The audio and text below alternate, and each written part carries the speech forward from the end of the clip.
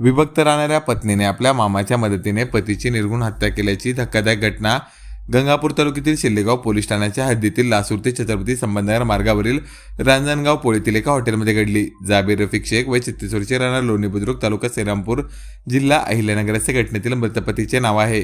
याबाबत मिळालेल्या अधिक माहितीनुसार जाबीर शेख याचा 15 वर्षापूर्वी विवाह झाला होता, मात्र मागील 4 वर्षापासून तो पत्नीपासून वेगळा राहत होता। सोमवारी पत्नी शब्बो उर्फ शबाना जाबीर शेख राहणार पडेगाव छत्रपती संभाजीनगरने त्याला भेटण्यासाठी रांजणगाव पोळी शिवारातील वेलकम हॉटेलमध्ये बोलावले होते। त्यानुसार जाबीर शेख हा सोमवारी सकाळी घरातून निघाला। तेथे पत्नी शब्बो व तिचा मामा कलीम मेहमूद पठाण राहणार सोनेसांगवी, तालुका शेवगाव यांनी मिळून सोमवारी सकाळी 10:15 ते मंगळवारी पहाटे 4 वाजेच्या दरम्यान जाबीरला गंभीर मारहाण करून त्याचा खून केला।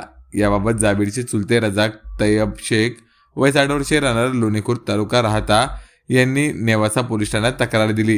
ही घटना शिल्लेगाव पोलीस ठाण्याच्या हद्दीत घडल्याने नेवासा पोलिसांनी प्राथमिक कागदपत्रे तयार करून गुन्हा शिल्लेगाव पोलिसांकडे वर्ग केला आहे।